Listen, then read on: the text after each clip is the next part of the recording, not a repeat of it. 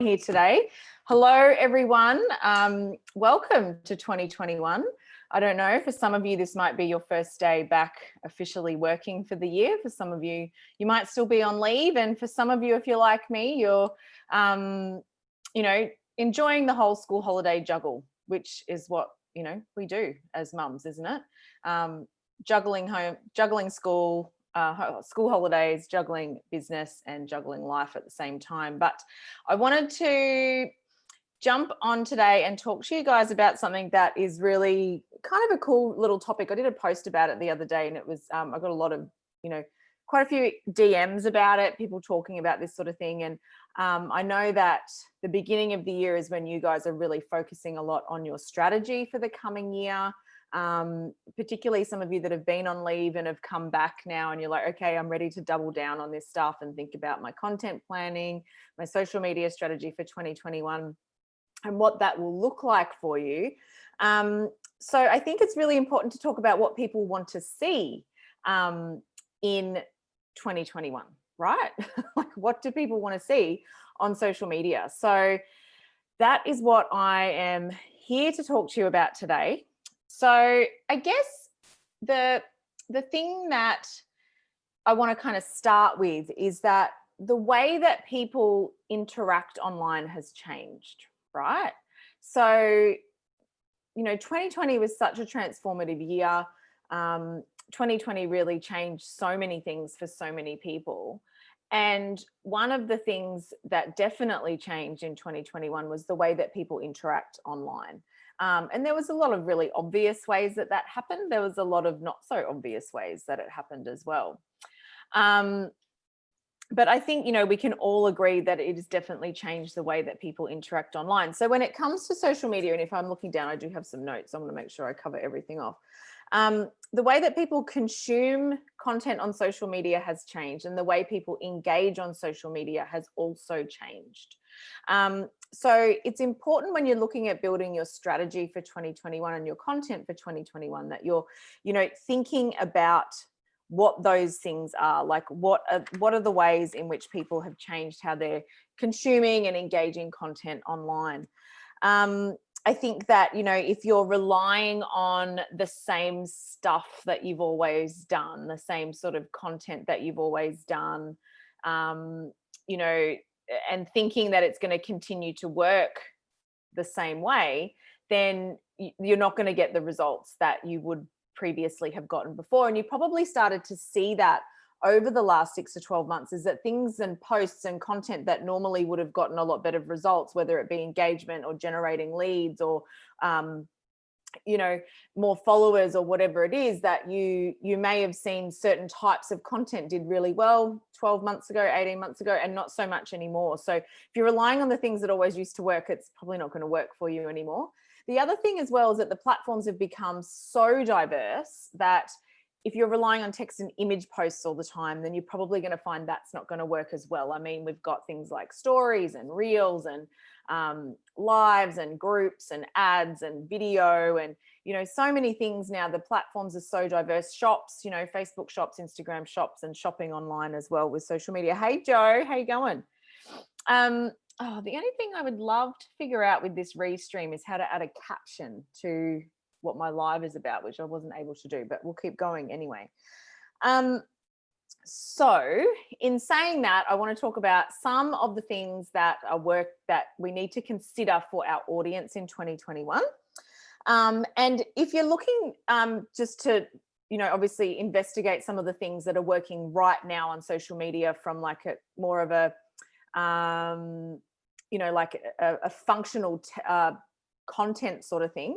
I did a podcast episode. It was podcast episode. Now I wrote this down because I've got over 50 episodes now, so I can't remember which one's which. But it was episode 49 of the podcast, which was 5 things that are working on social media right now. So once I've finished the live, I'll put a link to that in the comments so you can go back and review that. But in the post that I did the other day, and I want to expand more on what those things are and kind of talk a little bit more about what those things mean.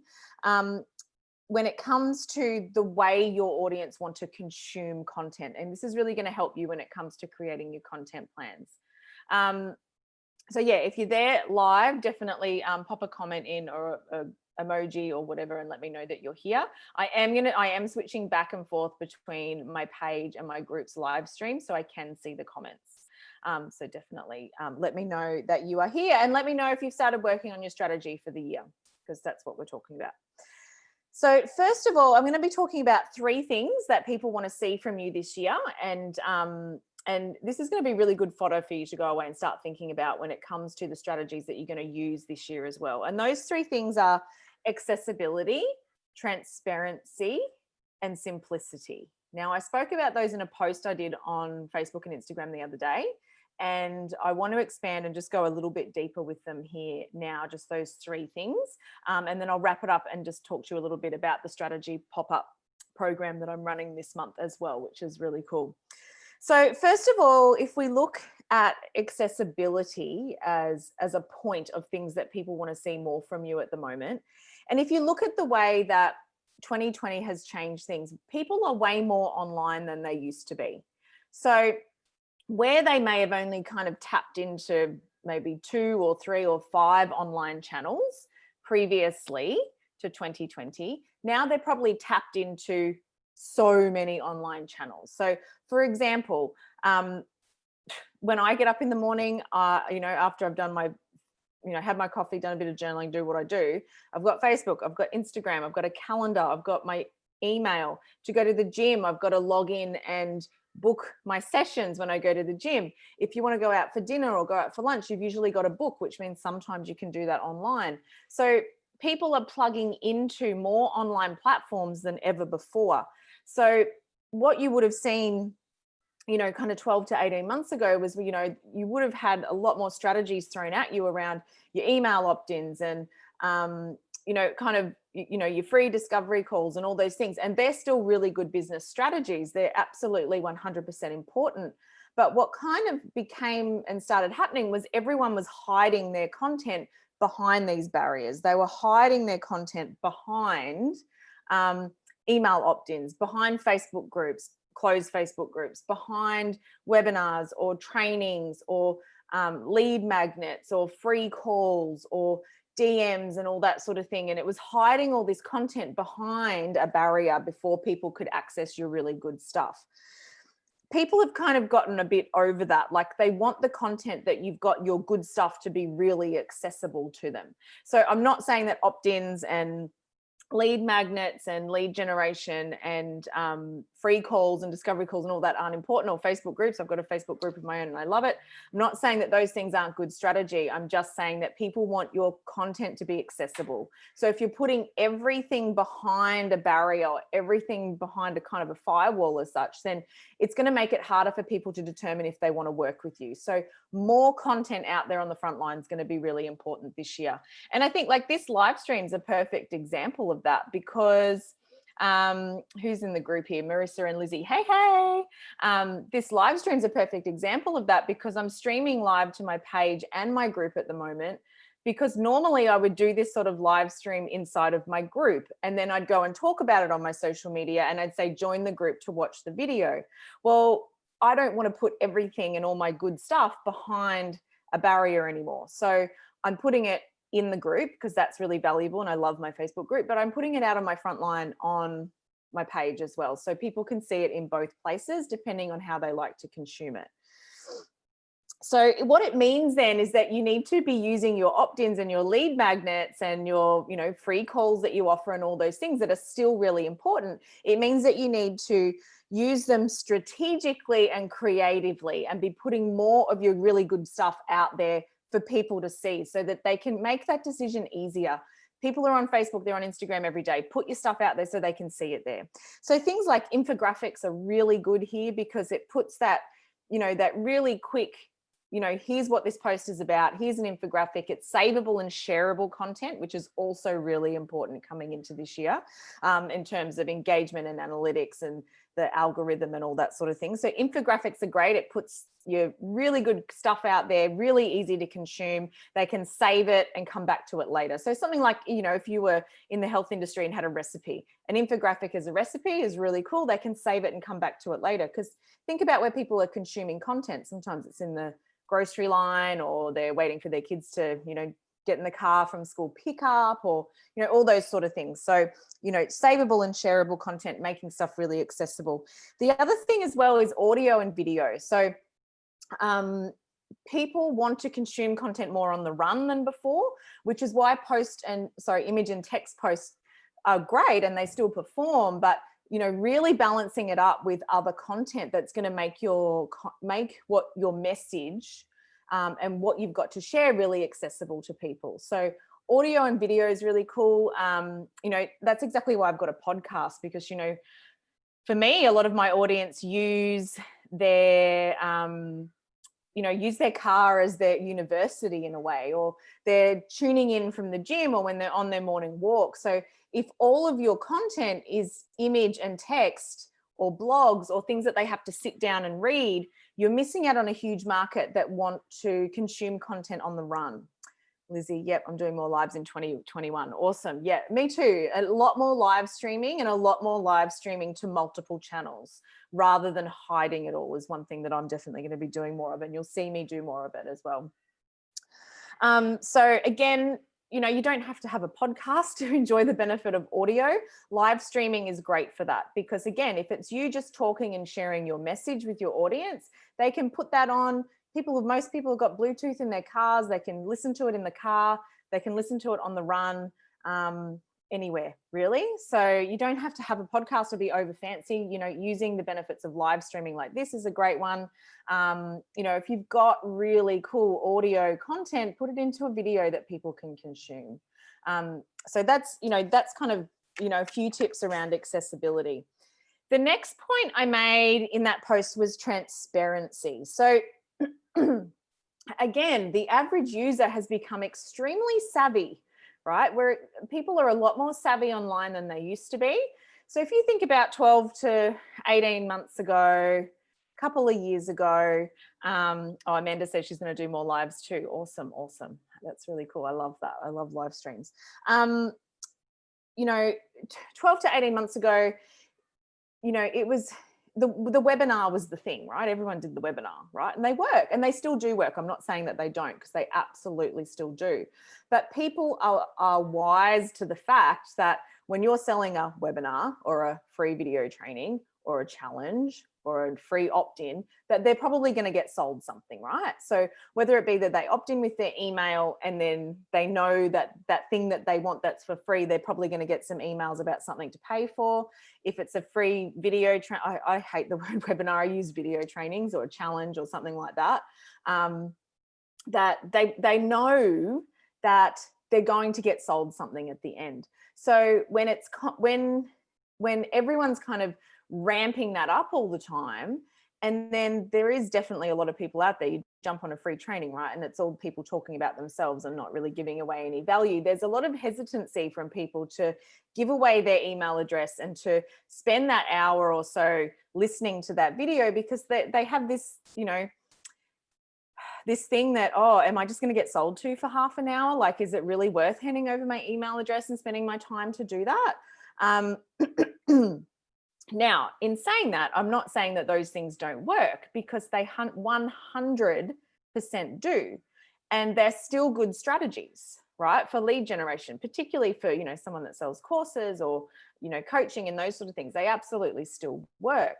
But it's just that people are more savvy, they're more aware to what's going on. So you might get a lower opt-in rate for that, but you might get more engagement and more people talking to you about your offer by doing more live streams on your page, for example. It doesn't mean to say that those things don't work, but I think that the thing with transparency is, you know, tell people that you are going to sell them, and you're going not sell them, but you're going to talk to them about an offer. Right? If you're investing a whole heap of time in some really cool free content, of course, it stands to reason you're going to point them to what would be the logical next step to take. So even in my podcast, I mention a logical next step to take with me in my podcast that relates to whatever that episode is about. So it's not about not doing those things. It's just about being transparent about it. So if you're offering like a free video training is a great example, say to people, this video training is like a mini training to this program.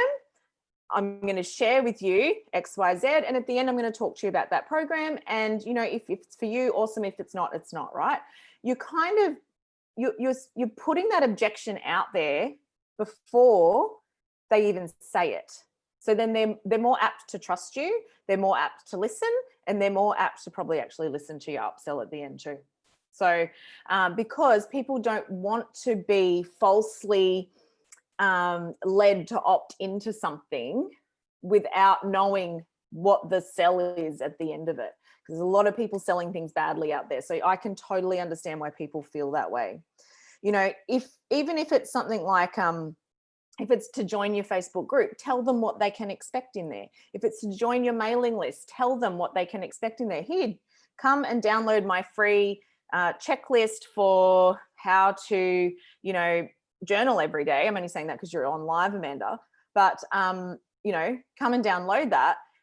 Once you get on there, you'll be on my mailing list where I share regular weekly journal prompts. Like, okay, cool, awesome. I'm going to go onto your mailing list. But I'm also going to get more free value from that. I'm not just going to get sold your offer all the time. So yeah, transparency, I think, is a huge thing in 2021, because people are really savvy now and they want to know. They don't mind if you sell to them. They just want to know that that's what to expect. The other thing is simplicity. So when I mean simplicity, what I mean is a couple of things about simplicity. So one, which is just kind of reiterating what I've already said before, is make it simple for people. And then when you think about how to make it simple, make it even simpler. Like, go, is this simple enough? How can I make it even easier for people to access me? So again, simple things like a free training like this, instead of saying, oh, join my mailing list to send it out to you, why don't I just do it go live on my page, talk about the thing that's important, and then give a link to the program at the end that relates to this content. Like, make it easier for people to find you, interact with you, get your good stuff, and make a decision.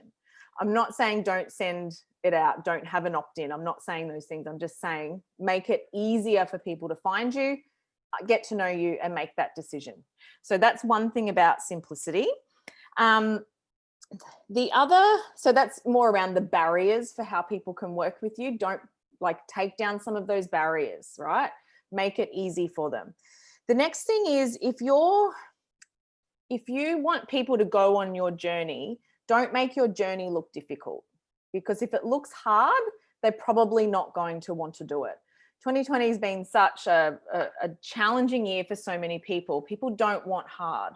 They don't want a 21-step process. They don't want a 50-step process. They don't want, something that makes them feel like they're going to have to put in way more work than they're prepared to do.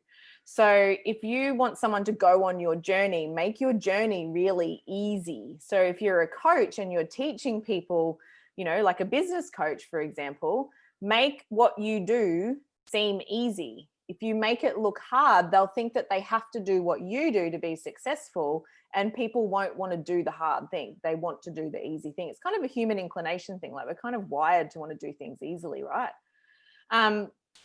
So make following you and being in your circle and doing what you do, what you teach them, what you offer them, make it easy. Even if you're a product-based business, make what you do easy. So if you sell crystal gemstones and you've got a crystal gemstone set for, let's say what are they, like the crystal boards. I don't have my words today, but like the little crystal boards that you do.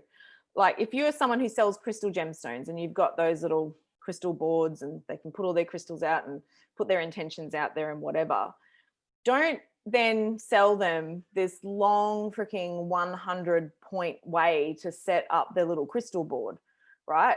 Give them like 5 to 10 points, because if they go, to buy the crystal board and the crystals, and then it's going to 100 steps to get this done, and then I've got to set my intentions and manifest to the moon and all that, that's way too much. Like, this, what you're selling them is a conduit to an energy to help them manifest what they want, right?